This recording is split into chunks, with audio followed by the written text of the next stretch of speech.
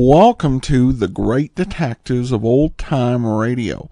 From Boise, Idaho, this is your host, Adam Graham. If you have a comment, email it to me, box13@greatdetectives.net. Follow us on Twitter @Radio Detectives and become one of our friends on Facebook, facebook.com/Radio Detectives.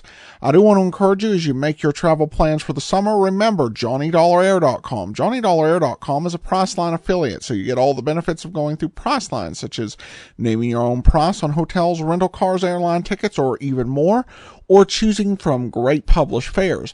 But part of the purchase price goes to support the great detectives of old time radio you enjoy at no additional cost to you. So when making your travel plans, remember JohnnyDollarAir.com first. Well, now it's time for today's episode of yours truly, Johnny Dollar. Today's episode of Johnny Dollar does begin a bit abruptly. The end is, or the beginning is, cut off, so we don't get to hear Johnny answering the phone, but other than that, the episode's pretty well complete. The original air date is May the 22nd, 1960, and this one is The Man Who Waits Matter. If it might pay to take another crack at those diamonds along about now. Hey, Ted, you mean you got some kind of a lead on them? No, I'm afraid not. Oh. But I just got hold of some information on Rocky Harrison. Yeah? I told you after his probation was over, he disappeared. Yeah, you told me. But now, in view of this new information, plus the fact that you probably know him and his habits better than anyone else, and since Rocky is the only one who knows what he did with those diamonds... Oh, hold everything, Ted. I'm on my way down to see you.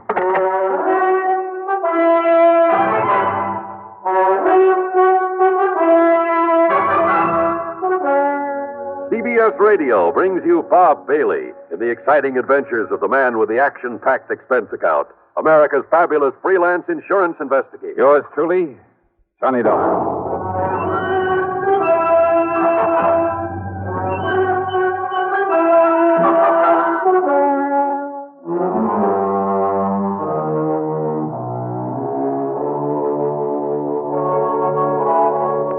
Expense account submitted by Special Investigator Johnny Dollar to Eastern Liability and Trust Company, New York City office. Following is an account of expenses incurred during my investigation of the Man Who Waits matter. Sure, I and I alone could take the credit for Rocky Harrison's trip to Sing Sing over 7 years ago. But the fact I'd not been able to recover the Olney diamonds really stuck in my craw. So what if I was still fairly new in the business at the time? There was no excuse. Okay, then. Expense account item 1, $3.95, a taxi to the station, then train fare to New York. I walked over from Grand Central to Ted Bessam's office at 500 Fifth Avenue. You know, I thought the mention of Rocky Harrison would bring you here in a hurry. Sit down, Johnny. Yeah, sure, thanks. Use a little drink? No, thanks. Cigarette? Now, just tell me what you know about Rocky and why you think I might be able to get on the track of those jewels again. Well, during his trial, Rocky played it smart. He knew you'd pinned a robbery on him, so in order to draw a light sentence, he admitted everything. Except what he did with those diamonds. Well, apparently he and his lawyer managed to convince the jury. Oh, that cock and bull story about his having had them stolen from him, that's a lot of hogwash. You know it, and I know it. Rocky was far too smart for anything like that, and too dangerous.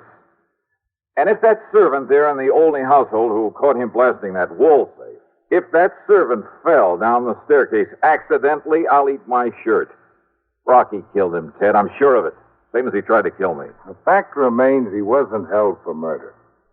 The jury believed his tale about losing the diamonds, and he got away with a short term. All right, now let's... During his 2 years probation, he behaved like an angel. He got himself a job, worked hard, lived modestly, saved his money, and he was a big disappointment to the police, who hoped he might lead them to the stone. But, of course, he didn't. Right. And I'm afraid by now even the cops believe his story about what happened to him. Yeah, well, I don't. Anyhow, probation over. He dropped out of sight. Yeah, so you said over the phone. The cops apparently figured he'd moved somewhere else and breathed a sigh of relief. But you figured otherwise, Ted? I guess I think the same way you do, Johnny. Probably because of my work in narcotics before I got into the insurance business. Yeah. Well. And sometimes we'd hunt for years all over the country for some character, only to find he was right underfoot all the time. Couldn't see him for falling over him, as the saying goes. Yeah, I know what you mean.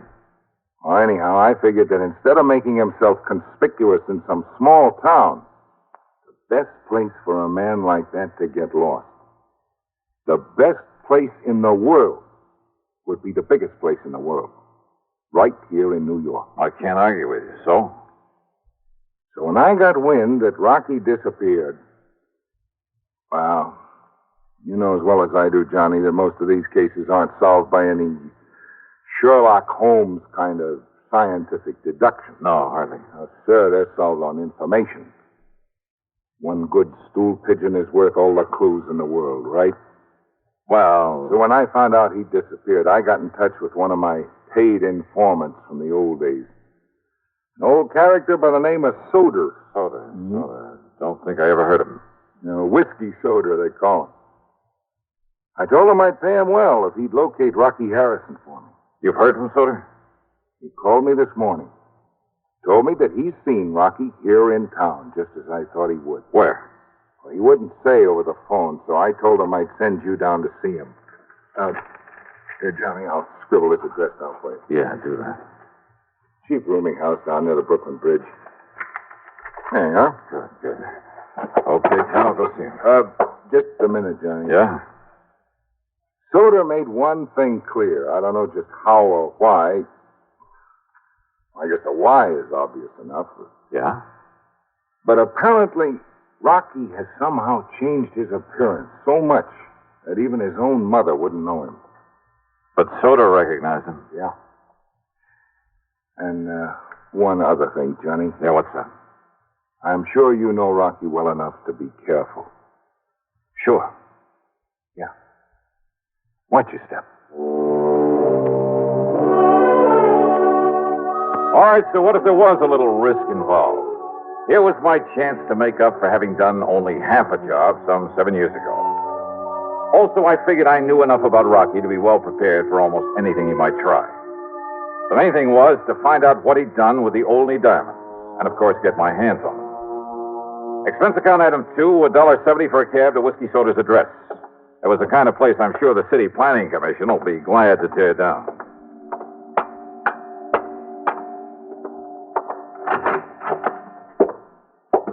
The word manager was scrawled across the door in the hallway marked with the number 1. And as for the manager... Yeah, what do you want? My rooms are all filled up. Well, now, what's a gent like you doing around here? I'm looking for a man named Soder. Ha! That whiskey-smelling old... You'll find him down the hall in number... Say, he's getting real popular today. Well, now, what do you mean by that? You're the second gent's been here to see him. Oh? Who was the first? Well, I didn't get a good look at him, but I heard him go on back towards Which his is Soder's room? What's the number? Number 7 down the hall. Okay, thanks. Didn't see the man leave, though. Maybe he's still in there with... Now, who left that window open there at the end of the hall? All right, number 7. Maybe I better close it.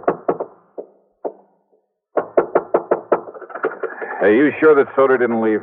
Sure, I'm sure. Well, then come on. Let me have your key. Come on. Key to his room? Now, just a minute. Okay, Make sure don't I bother.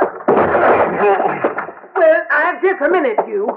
Who do you think you are, busting down this butt? Oh. Yeah. He's dead. Yeah. Somebody shot him. Right through the side of the head.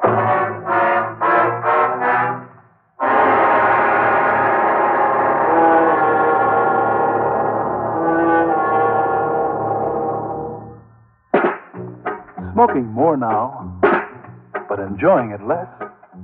Have a real cigarette. Have a Camel. So good, Have a Camel cigarette. so rich, Have a real cigarette. Have a Camel. so mild. Have a Camel cigarette. And here's the reason why. Best tobacco makes the best smoke. Have a Camel cigarette. You can say that again. Best tobacco makes the best smoke. Have a Camel cigarette.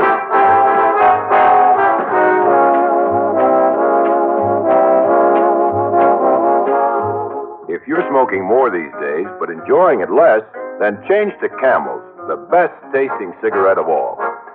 Have a Camel! Start to really enjoy smoking again. Now, Act Two of yours truly, Johnny Dollar, on The Man Who Waits Matter.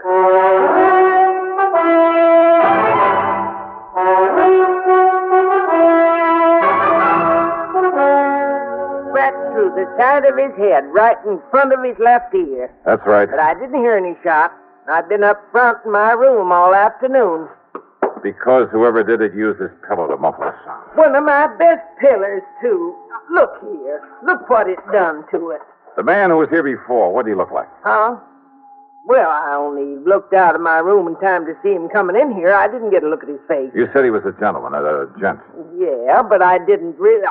I think he had gray hair. What about his height and build? Well, now, I don't know. I was up front. Now, how old was he? Look, I told you, mister. I don't know. Okay, here. There's a 5 spot for your trouble. And for calling the police. Sergeant Randy Singer at the 18th. Police? And my name is Johnny Dollar. Dollar? That's right. The one that's on the radio? You call the police. Tell them I'll contact them later.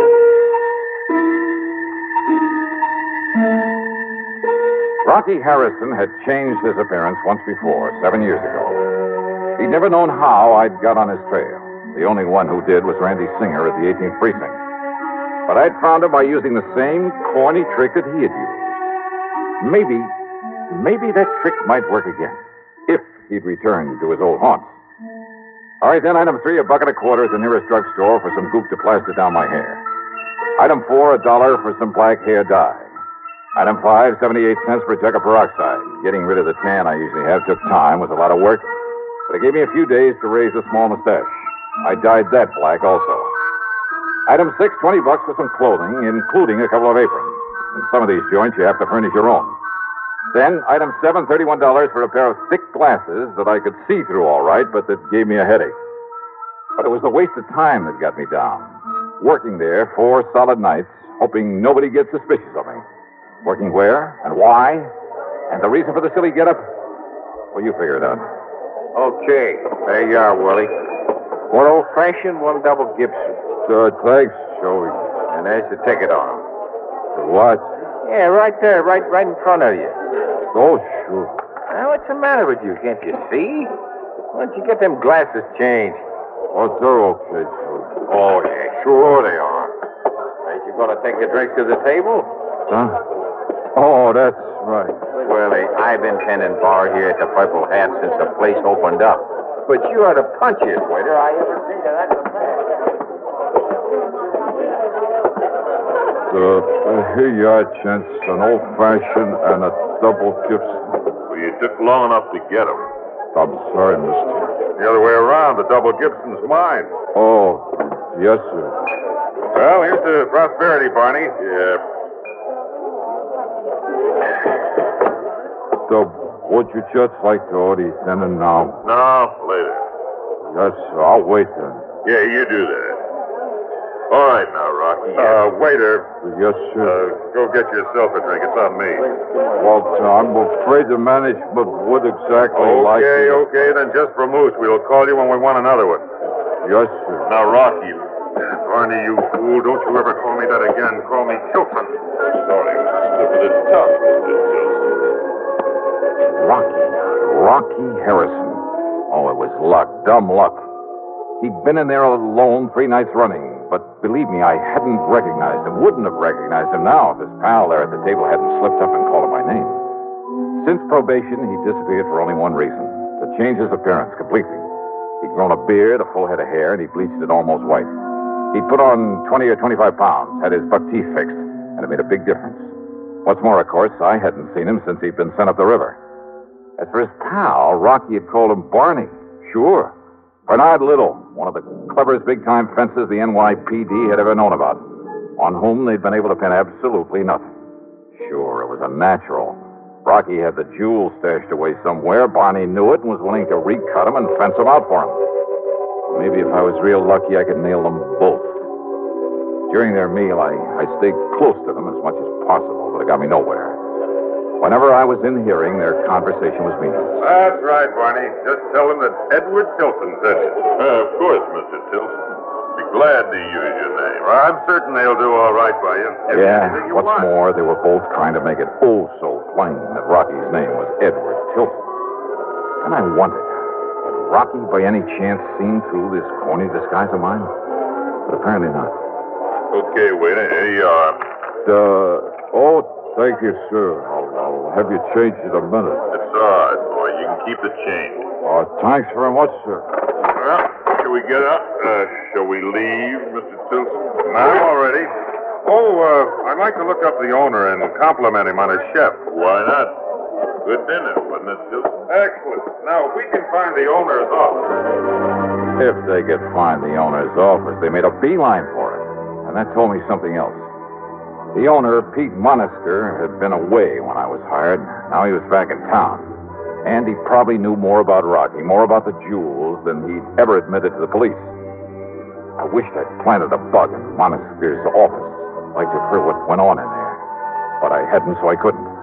Instead, I cleared off the table, and since my hitch for the night was over, I went back into the locker room, changed into my street clothes. As I was about to leave... Don't bother, buddy. Your name's Willie, ain't it? Yes, sir, Willie Pagano. My name's Pete Monaster. I own this joint. I've been away a couple of weeks. Oh, how are you, sir, Mr. Here's Monaster? your paying a few bucks severance. You beat up fight? That's right. I done something wrong, Mr.? No, it's just that we got enough waiters without you. Shouldn't have hired anybody while I was gone anyway. Just go on out by the back way. Well, sure, sir, but if I thought I'd done something No, wrong, no I complaints. could... We just don't need you. That door will tie you over until you get another job.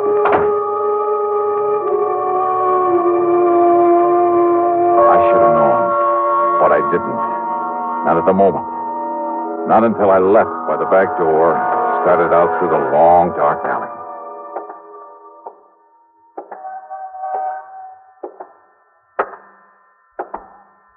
Just a minute. Huh? You're the waiter we had tonight, aren't you? Yeah, that's right. You made a real good waiter. Real good, see? So? So I got something for you, Dollar. Here. No, Here. All right now, Dollar. You think I'm going to leave you alive? Oh, Rocky, put that thing away. Then no, it'll bring the cops. It's all right, Barney. I'm just going to use the butt of it like this.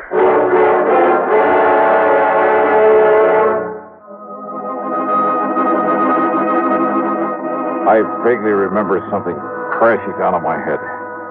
And if you think people don't see stars, you're wrong. Half conscious, I braced myself for another blow, but it never came. Instead of crazy mixture of sounds, noises, a lot of footsteps, a barrage of gunfire, sirens, a lot of cars breaking to a stop. Only it was all like in a dream. I came to the next morning and found myself in a hospital bed, a doctor leaning over me with a hypo in his hand. Then, sometime later... Well, looks like the doctor was right, doesn't it? Huh? Randy. Yeah, a slug of something to make you sleep for a while really worked. You're going to be okay, except maybe for a big head. Randy Singer. Lieutenant Singer to you, Buster. Son of a gun, Johnny. When are you going to learn to let me know when you're working around this town, huh? Was it you came along? That's right, like the U.S. Marines. Well, how did you know they were going to waylay me there in that alley? I didn't. I hadn't the least idea. Didn't even know it was you they were jumping. You and that crazy getup, that black hair and the mustache and those thick glasses. Then I don't understand, Randy. Johnny, I've had a bunch of the boys on Rocky Harrison for over a week. You have? Sure, ever since that Stooley whiskey soda told me about him being in town. It was you told me where to look for him. I? When? 7 years ago. The first time you found him in the purple hat. So we've been tailing him for days. Well, if I'd have known that... You think you're the only one that thought he might sometime lead us to those jewels? You found him, Randy? No, and now, thanks to you, it looks like we may as well give up.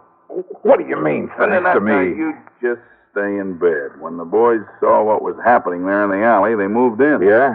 When Rocky and Barney started throwing lead, well, the boys kind of thought they'd better answer back. So Rocky and Barney are dead. So now, how are we going to find out where those diamonds are stashed away, huh? Do you know where Rocky was living? Sure, we've been all through his place and Barney Little's place. Nothing. Since we don't know of anybody else who might have been in with them. Oh, you don't, huh? What do you mean, Johnny? Oh, Randy, I've suddenly got a crazy idea that maybe I can bluff my way into finding those jewels. You what? Come on, help me get into my clothes.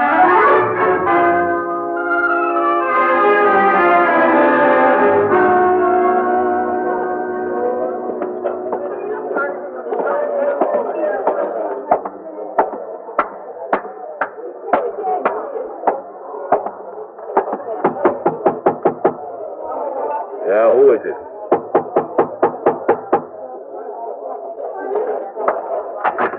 Yeah, who are you? Johnny Dollar, Pete, as if you didn't know. Just a minute. Dollar, did you say? That's right. Well, there's something a little familiar about you. Oh, come off it, Pete. Now, waiter. Oh, that stupid waiter I fired last night. Rocky Harrison told you who I was. If you're wondering how I know that, just look at that bug fastened to the underside of your desk. A bug? A microphone? Why, I don't believe it. Hold it, Pete. You try opening one of those drawers, reaching for a gun, I pull this trigger. Okay, Dollar, okay. I also heard them tell you when to let me go out into that dark alley. Oh, look, how was I to know what they wanted you out there for? I also heard enough to know where the only jewels are. Open up that safe, Pete. Oh, yeah? Open it. You crazy? Oh, listen, Dollar, put down that gun for a minute. Open it up. Oh, look, maybe we can make a deal. 7 years of hunting for him, Pete. So it's become an obsession with me. Maybe it has made me a little crazy. Now, listen, yeah, I was crazy enough to put on that phony disguise to get into this place to find Rocky Harrison. Listen, Dolly, all right. So I'm crazy enough to blast you down and blow that safe if I have to. You understand that? And there's nothing, you or anything else, is going to keep me from getting those jewels. First you go. No. Yes. You mean it? Oh, yeah, Pete, I mean it. Well. Okay, Dollar. I'll get you the rocks.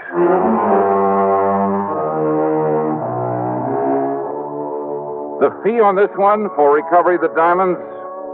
Well, maybe the department frowns on such things, but half of the check goes to Lieutenant Randy Singer, NYPD. Good man, good friend. Expense account total, including the ride back to Hartford. Well, it just about balances with what I made on my job as a waiter.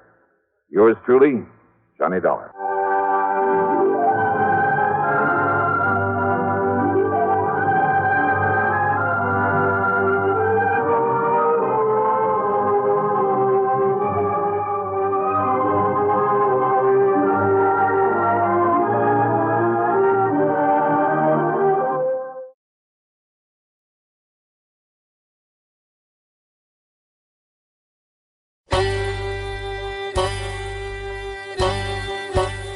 Hi, this is Andrew from OTRWesterns.com. I wanted to invite you to come take a look at our site where we put out podcasts of old-time radio westerns. Check us out at OTRWesterns.com. You're listening to The Great Detectives of Old Time Radio with Adam Graham. Now let's get back into the show.